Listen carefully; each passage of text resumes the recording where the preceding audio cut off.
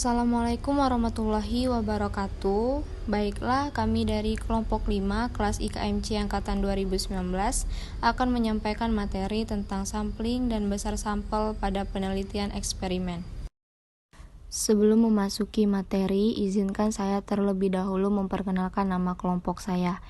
Pertama ada Windy Armaini, kedua Tantriani, ketiga Rizka Wulandari Nurma, keempat Tri Megawati Rahayu, kelima Dayang Linggar Mawarni, dan terakhir ada Taskia Pilar Azimat.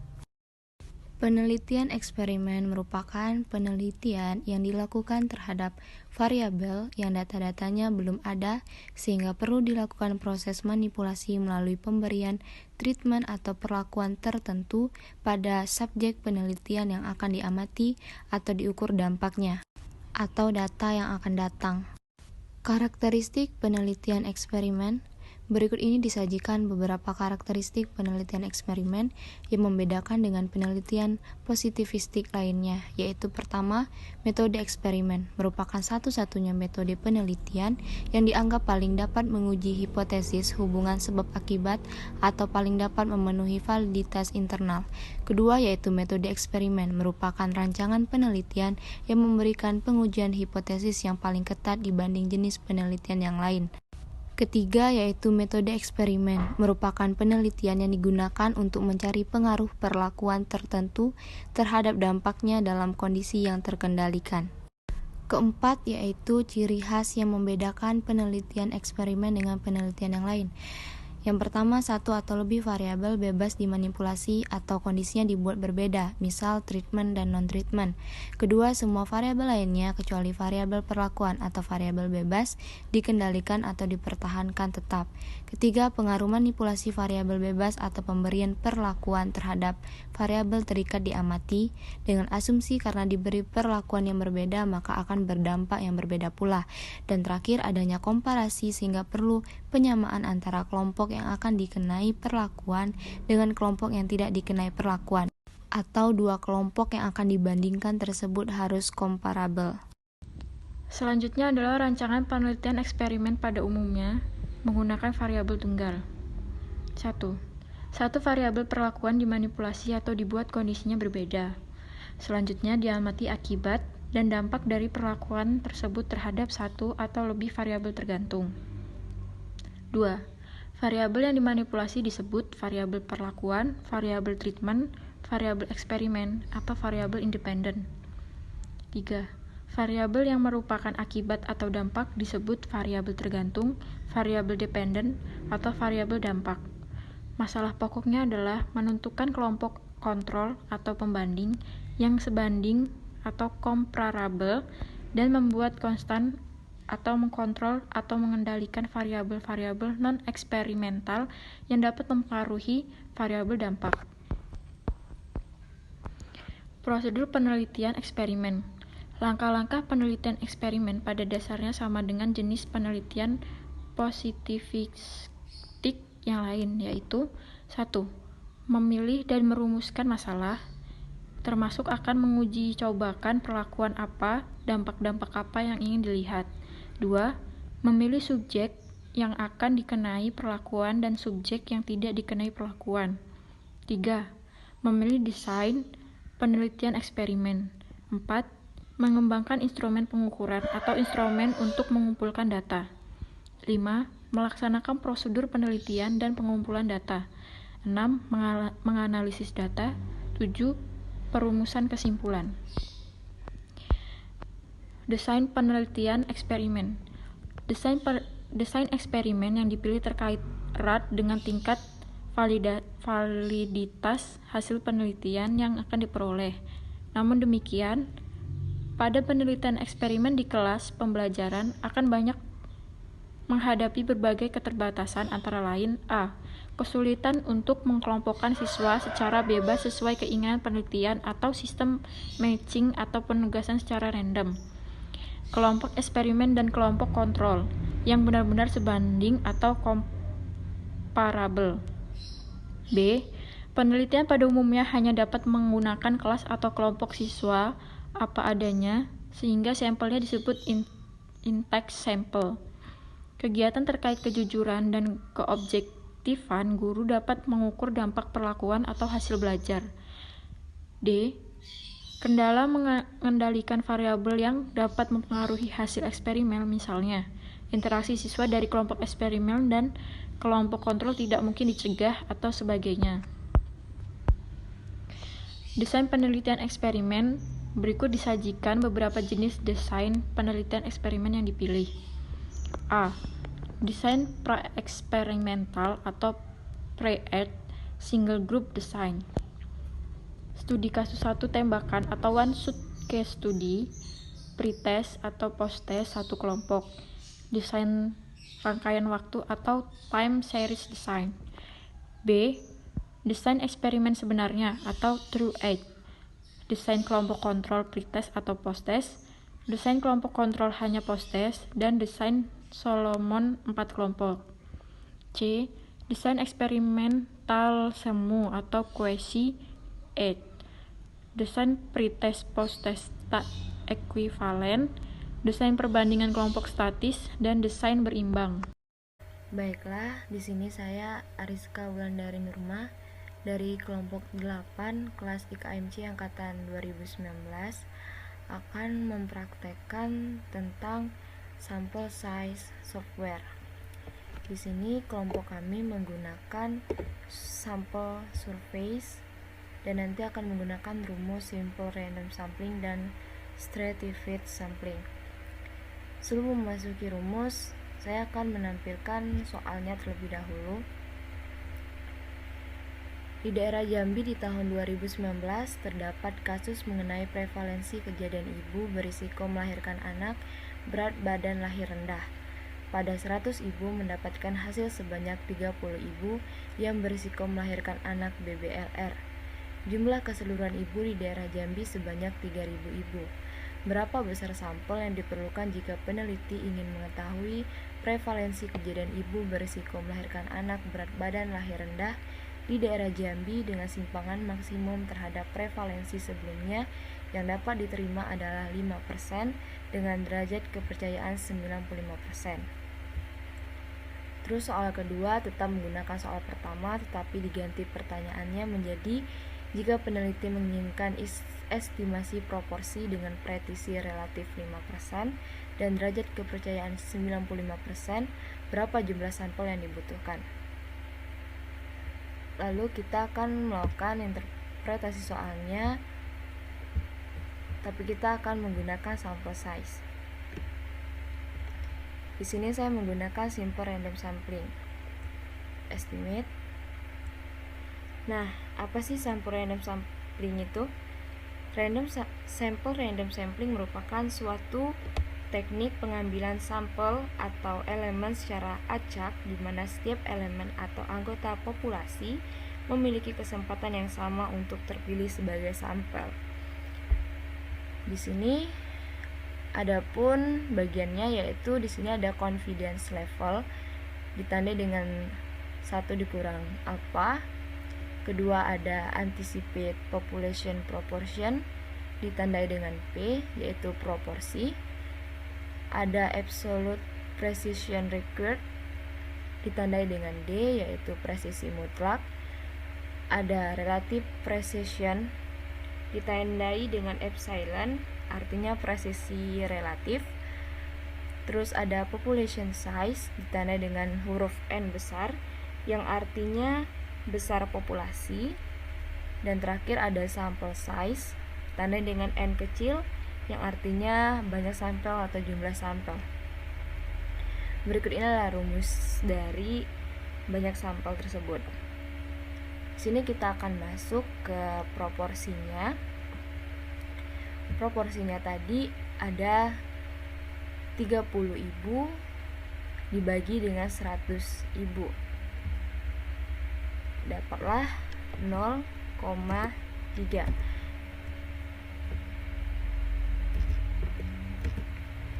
Di sini 1 min alfanya sudah dapat tadi 95%. Terus lanjut ke D-nya. Nilai D-nya adalah 5% yaitu 0,05. Nah, dengan begitu secara otomatis epsilonnya sudah dapat menjadi 0,16. Terus N-nya, besar populasinya tadi di sini sebanyak 3.000 ibu. Kita masukin 3.000. Nah, di sini sudah mendapatkan hasilnya, yaitu N sama dengan 292. Jadi dapat kita interpretasikan bahwa dari jumlah keseluruhan ibu di daerah Jambi yang berjumlah 3.000 ibu diketahui besar sampai prevalensi kejadian ibu berisiko melahirkan anak berat badan lahir rendah dari simpangan maksimum terhadap prevalensi sebelumnya yang dapat diterima adalah 5% dengan derajat kesehatan 95% didapatkan 292 ibu yang berisiko melahirkan anak berat badan lahir rendah. Terus kita lanjut ke soal nomor 2. Estimasi proporsinya sudah diketahui, presisi relatifnya 5%. Maka di sini tinggal kita masukin. Karena epsilonnya sudah diketahui yaitu 0,05. Didapatlah simpangan presisi mutlaknya 0,015 secara otomatis.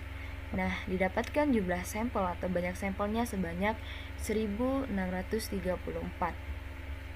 Maka interpretasinya dari jumlah keseluruhan ibu di daerah Jambi yang berjumlah 3.000 ibu diketahui besar sampel prevalensi kejadian ibu berisiko melahirkan anak berat badan lahir rendah dengan presisi relatif 5% dan derajat kepercayaannya 95%, didapatkan 1.634 ibu yang berisiko melahirkan anak berat badan lahir rendah.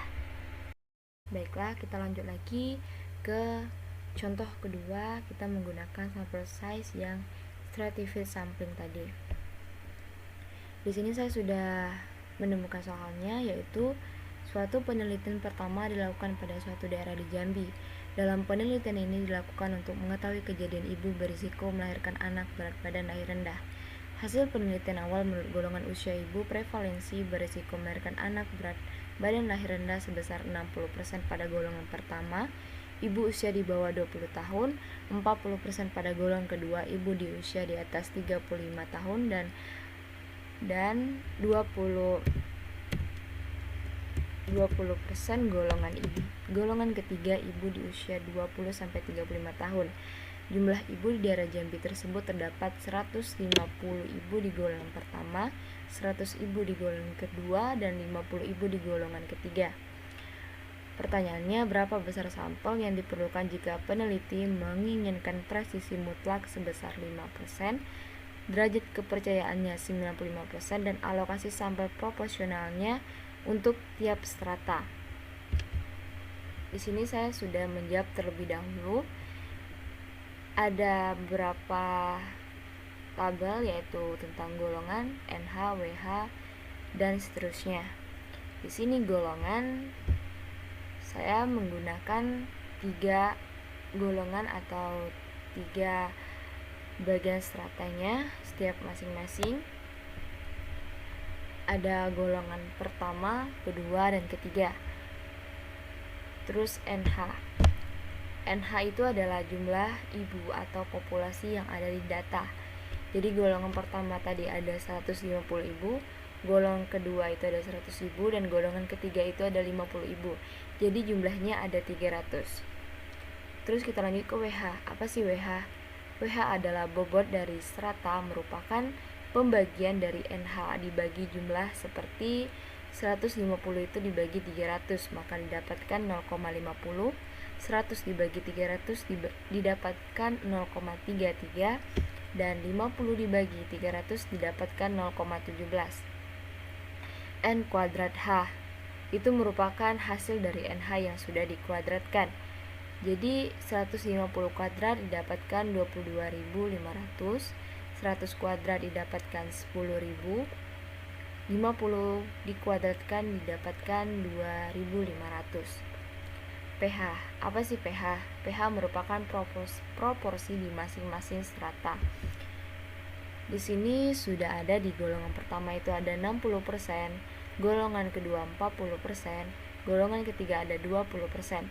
Maka pH-nya pada golongan pertama itu 0,6, golongan kedua itu 0,4, dan golongan ketiga itu ada 0,2. Terus NH dikali pH. NH dikali pH itu yang didapatkan ya dikarenakan NH dikali pH.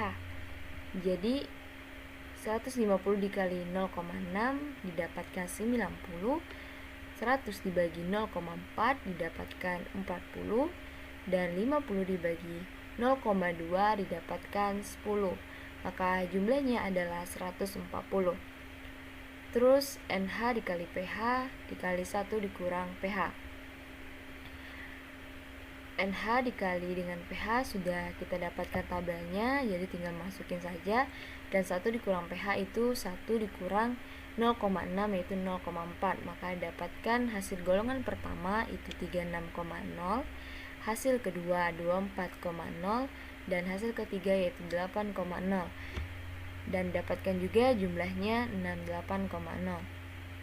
Terakhir yaitu N kuadrat H dikali pH dikali 1 dikurang pH dibagi WH. Jadi kita tinggal masukkan saja angka-angkanya sesuai rumusnya. Jadi dapatkan pada golongan pertama itu 10.800, golongan kedua itu 7.272,72, dan golongan ketiga didapatkan 2.352,94. Maka didapatkan juga jumlahnya yaitu 20.425,66. Lalu kita masuk ke rumus yang di atas ini. Rumusnya yaitu N sama dengan 1 dikurang alfa kuadrat dikali N kuadrat H dikali pH dikali 1 kurang pH dibagi WH per NH kuadrat dikali D kuadrat ditambah 1 dikurang alfa kuadrat dikali NH dikali pH dikali 1 dikurang pH.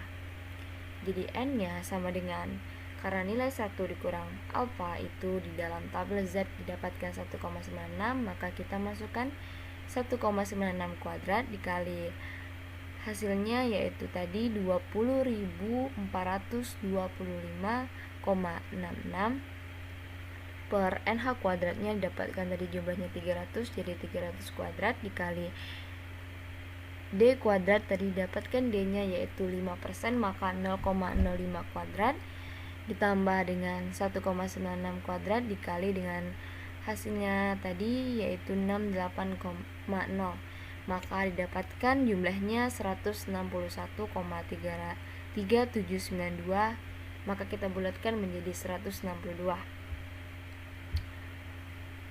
Jika diperlukan besar sampel masing-masing golongan keseluruhan sebesar 162 ibu dengan menggunakan alokasi proporsional, maka diperlukan sampel untuk masing-masing golongan ibu, di mana golongan pertama yaitu 0,50 dikali 162 sama dengan 81, golongan kedua 0,33 dikali 162 sama dengan 53,46, golongan ketiga sama dengan 0,17 kali 162 sama dengan 27,54.